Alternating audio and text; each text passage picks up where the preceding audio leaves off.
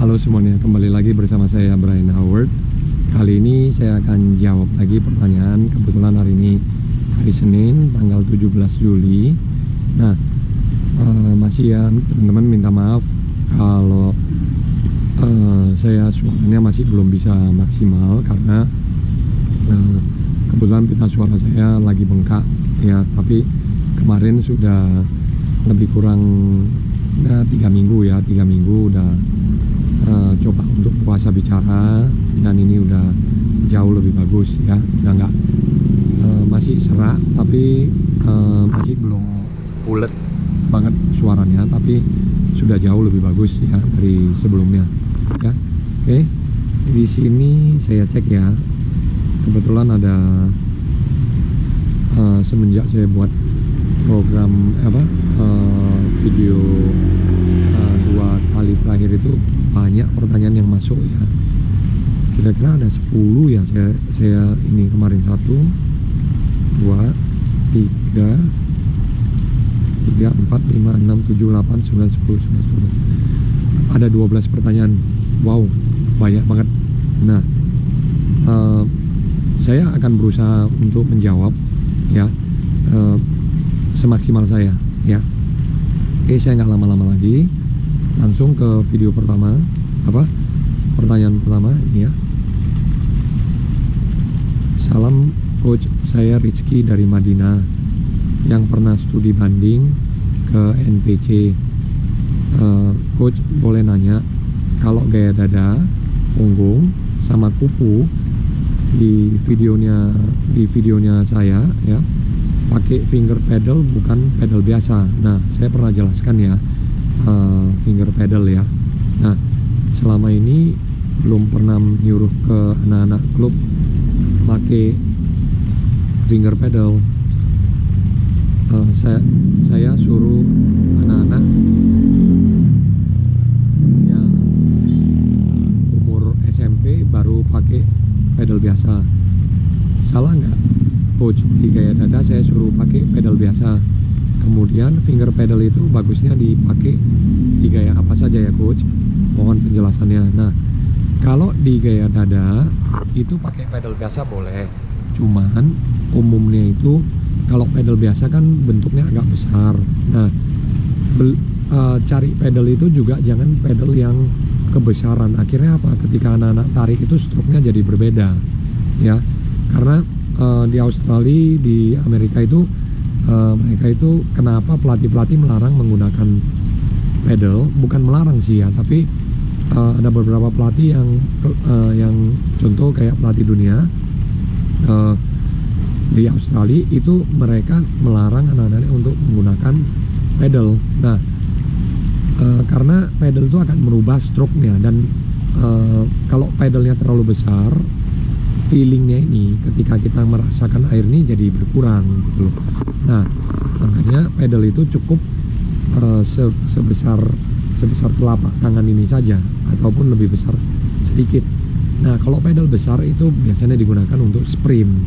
Nah, tapi jarak-jarak pendek, bukan untuk jarak panjang. Kalau untuk jarak panjang umumnya pedal yang lebih kecil.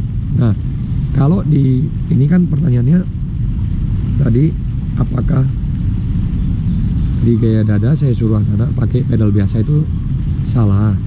Tidak salah sih.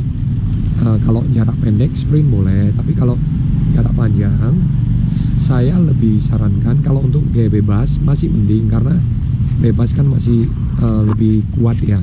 Nah, tapi kalau di gaya-gaya contoh misalnya kayak di gaya kuku, punggung, dada, itu kan gerakannya sudah di luar dari gaya bebas ya. Nah, itu saya sarankan pakai finger pedal kalau di gaya lain ya. Oke, mungkin itu ya. Nah, di sini pertanyaan yang kedua. Nah, saya langsung bacakan ya. Assalamualaikum warahmatullahi wabarakatuh. Salam, mohon infonya peserta renang didik saya anak SD kelas 5.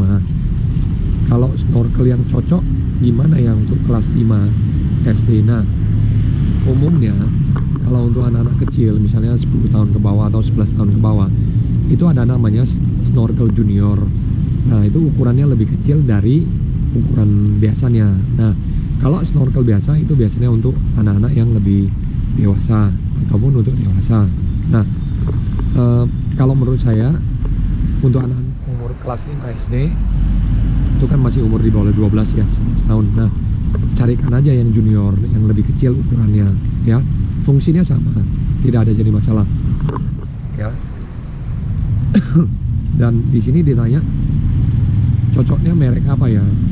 Nah, dan dikasih tahu, dikirimin juga contoh-contoh apa snorkelnya ya. Nah, kalau merek tidak masalah, penggunaannya semua hampir rata-rata sama.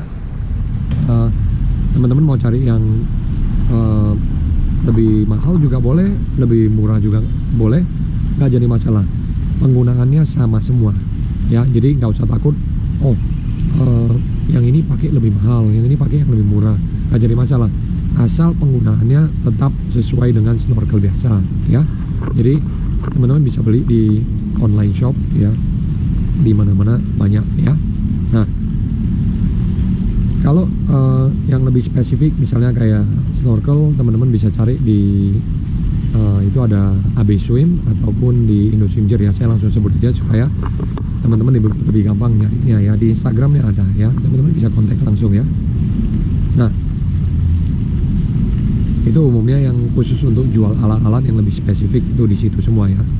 Jadi teman-teman tidak susah untuk cari ya. Jadi saya langsung kasih informasinya. Nah, di sini langsung ya pertanyaan berikut. Halo Coach, selamat sore. Sebelumnya terima kasih telah sharing video yang bermanfaat di YouTube.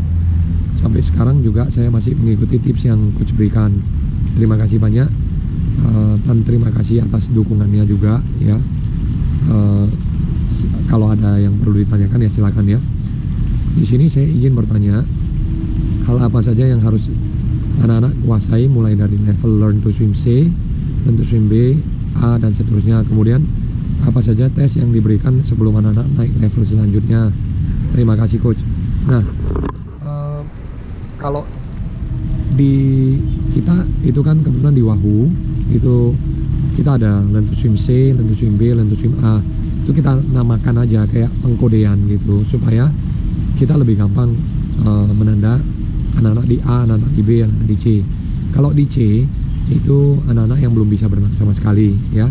Ini sebenarnya saya yang buat juga, cuman saya buat itu simple, sesimpel mungkin supaya lebih gampang dipahami. Kalau anak-anak di B itu yang sudah bisa berenang satu gaya. Jadi yang C itu kan sama sekali belum bisa. Nah, programnya itu dari tendangan kaki pelajari. Nah, kalau yang di B itu sudah bisa kick, hand rotation sama swim. Kalau hand rotation kan putaran tangan, kalau swim kan berenang. Nah, lalu habis itu kalau Learn to Swim A itu belajar berenang 4 gaya ya. Jadi kupu, punggung, dada bebas. Umumnya itu kupu, punggung, dada bebas kita kasih 8x50 itu drill. Itu sudah saya pernah buat programnya di video program ya. Jadi teman-teman langsung cek aja.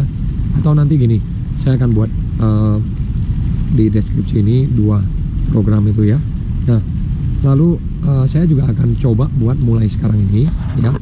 Teman-teman yang apa namanya, yang di deskripsi saya akan coba buatkan playlistnya. Jadi setiap kali tayang teman-teman tinggal cari ke playlist itu aja ya. Jadi teman-teman tinggal ketik ke tinggal klik aja ya di deskripsi itu. Saya akan coba buat program latihan yang pernah saya buat di papan tulis. Lalu habis itu drill gaya kupu, punggung, dada bebas. Dan saya akan coba lihat apalagi video yang perlu saya masukin ya. Oke. Nah, lalu berikut hari ini tanggal 17 ya, hari Senin. Nah, kalau seterusnya itu kan ada kelas progresif, semi progresif ya. Progresif, semi progresif itu kita udah masuk ke namanya program aerobic speed race pace ya. Jadi berjenjang. Nah, kalau apa saja tes yang diberikan sebelum anak-anak naik level itu biasanya kita ada. Kalau di C kita setiap 3 bulan sekali ada evaluasi. Di C itu kaki ya, kita tes 50 meter Lalu habis itu di B itu kita tes berenang 100 meter gaya bebas. Lalu di A kita berenang 200 meter gaya ganti, kupu punggung dada bebas.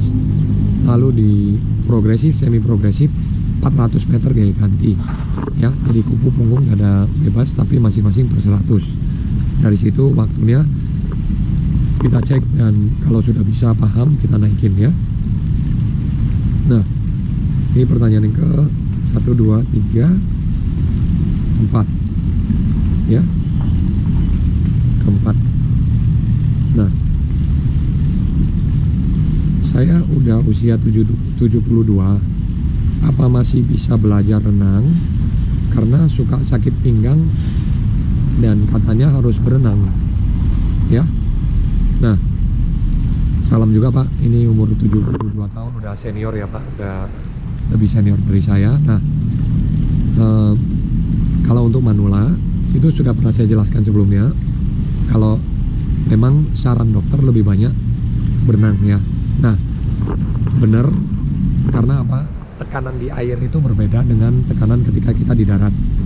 Kalau di darat itu kan kita secara hitung-hitungan ya, saya nggak terlalu paham untuk gravitasi ya, tapi secara logikanya saja gravitasi itu ketika kita berdiri dengan berenang itu berbeda ya.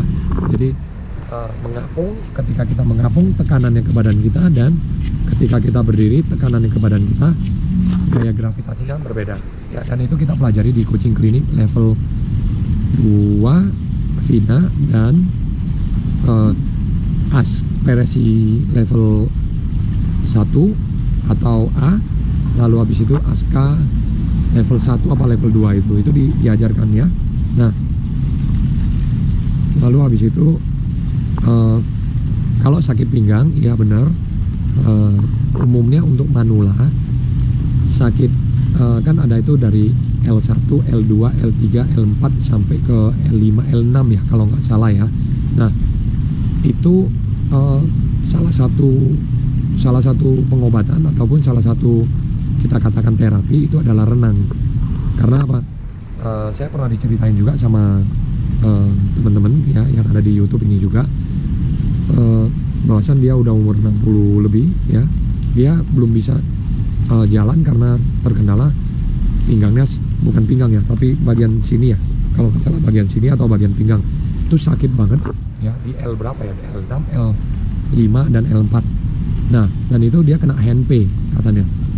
Teman-teman bisa cek di Google dan search HNP itu apa. Nah, terakhir dia turun ke air, setelah 5 menit kemudian dia sudah bisa berjalan, dan dia terkejut kenapa bisa seperti itu. Nah, karena tekanan airnya berbeda ya, dan juga ketika dia gerakan mungkin di situ dia terjadi pembuluh darahnya bergerak ya. Nah, itu kan namanya biasanya terjepit ya, atau kecetit, atau ada orang bilang kejepit gitu ya.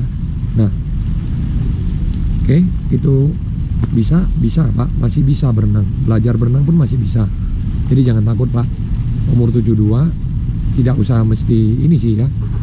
Nah, contoh ya, kalau di sini itu umumnya di sini itu ada orang-orang yang berenang ya.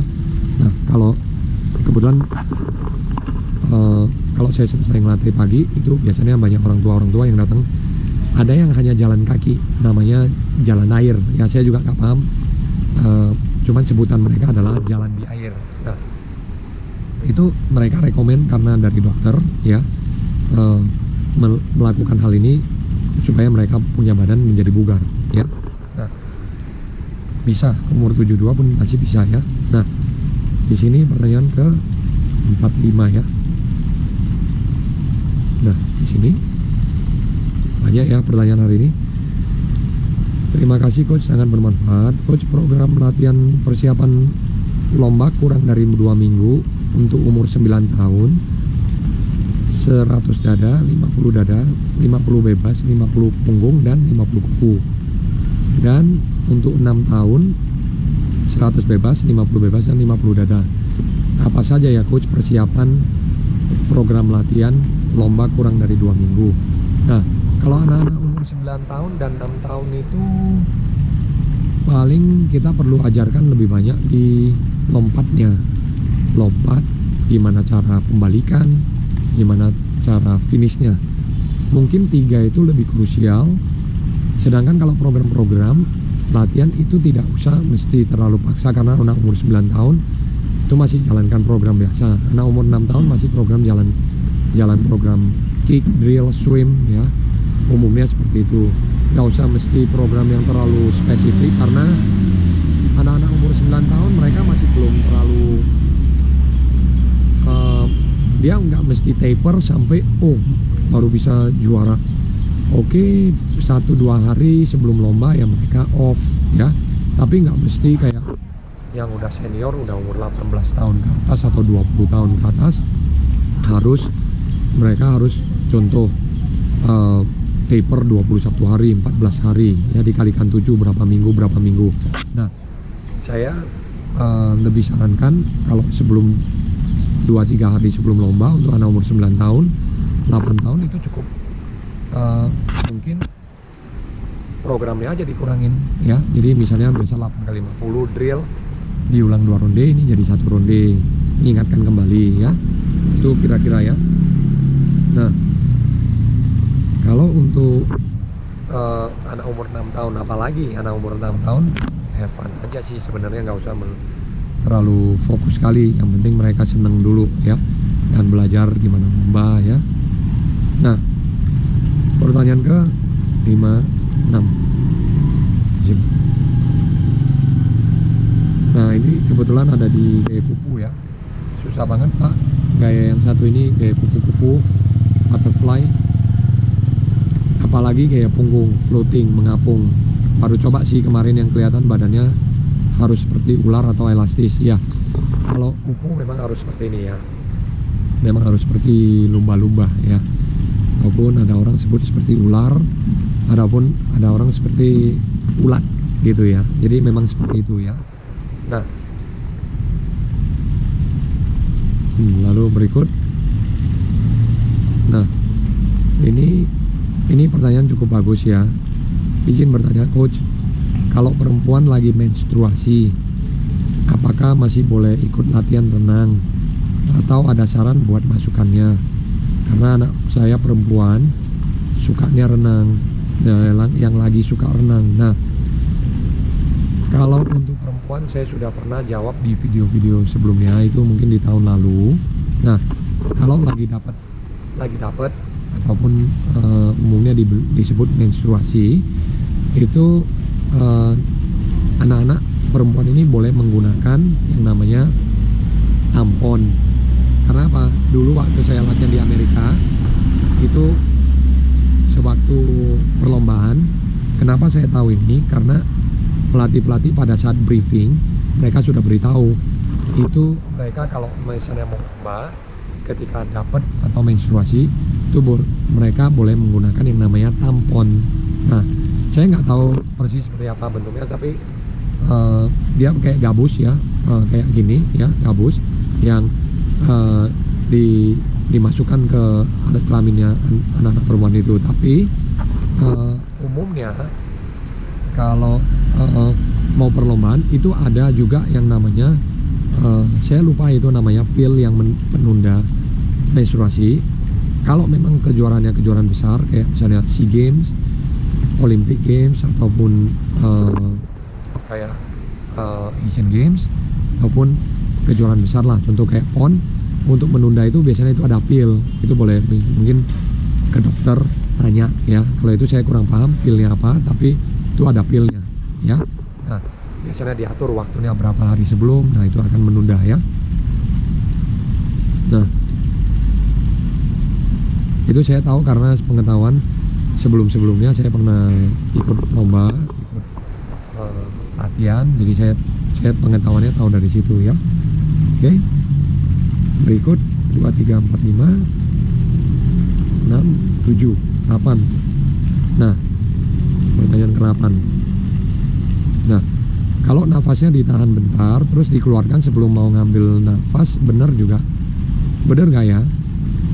Nah, ini kan nafasnya ditahan terus dikeluarkan sebelum mau ngambil nafas. Betul, tapi kalau bisa usahakan nafas itu selalu dikeluarkan di dalam air. Baru ketika mau ngambil nafas kita ngangkat kepala, kita ngambil nafas gitu loh. Jadi jangan kita ketika udah mau ngambil nafas baru kita buang. Betul, tapi jangan seketika di situ juga. Jadi transisinya itu buang dulu sampai habis dari hidung, sampai udah mau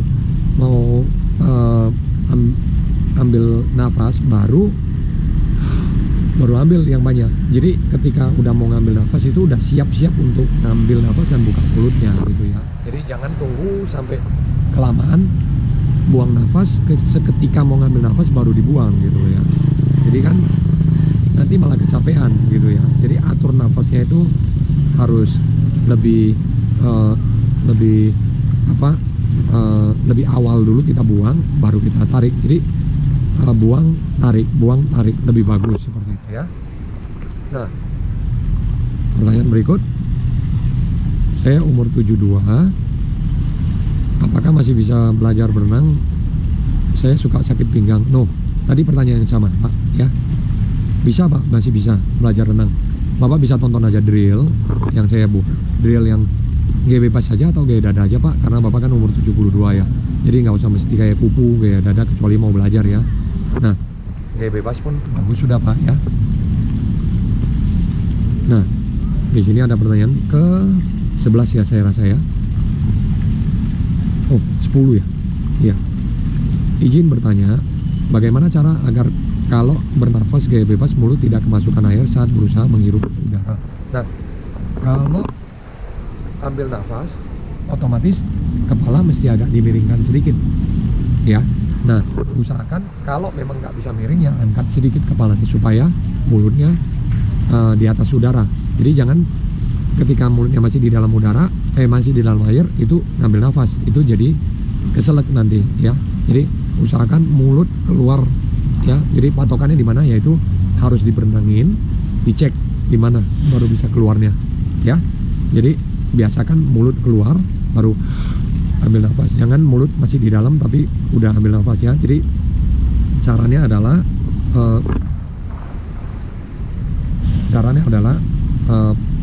kepalanya disampingkan, jangan diangkat tapi dikesampingkan ya, supaya mulut ini bisa setinggi mungkin naik ke atas udara ya. Nah, di sini berikut, Coach izin tanya, apa yang membuat diskualifikasi saat start? Tergantung startnya apa ya. Kalau misalnya early start, kalau kupu, punggung, dada kan dari atas. Kupu, punggung, kupu, dada bebas kan dari atas. Berlaku juga untuk di gaya punggung. Kalau early start misalnya titit, take your mark, udah lompat, belum fluid terakhir, itu early start. Nah, kalau start umumnya tidak ada selain dari early start, saya rasa tidak ada yang lain ya. Early start itu maksudnya curi start. Kalau kita sebutnya curi start atau start lebih awal. Nah, kalau di punggung nggak ada sih. Paling kalau startnya kan harus pegang dua tangan terus lompat ya. Nah, itu aja sih kalau start ya. Early start ya namanya. Itu biasanya didiskualifikasi ya. Nah, coach minta diajarkan cara start gaya punggung. Oke, saya akan coba berusaha ngajarkan start gaya punggung. Cuman kebetulan kan kolam lagi direnovasi. Nanti saya akan berusaha coba cari kolam yang ada ini ya. Start blocknya kita akan coba ya. Oke, pertanyaan ke 12, 13. Waduh, selesai juga semua ya. Nah, floating saya udah bisa baru kemarin, tapi buoyancy-nya nggak 100% sempurna positif. Kaki saya masih diambang. Butterfly-nya udah dicoba tadi pagi, kaku banget dan susah bekerja sama antara kaki, perut, dan lengannya. Nah, menurut saya, kalau boleh saya saran, kalau float itu ambil nafas yang banyak ya. Kebetulan kan di sini gaya kupu ya. Jadi gaya kupu itu usahakan ngambil yang banyak, akhirnya ngapung. Terus huruf Y, ingat tangannya itu harus dua gini, buka ya, jangan terlalu lebar juga ya, tapi buka ya huruf Y.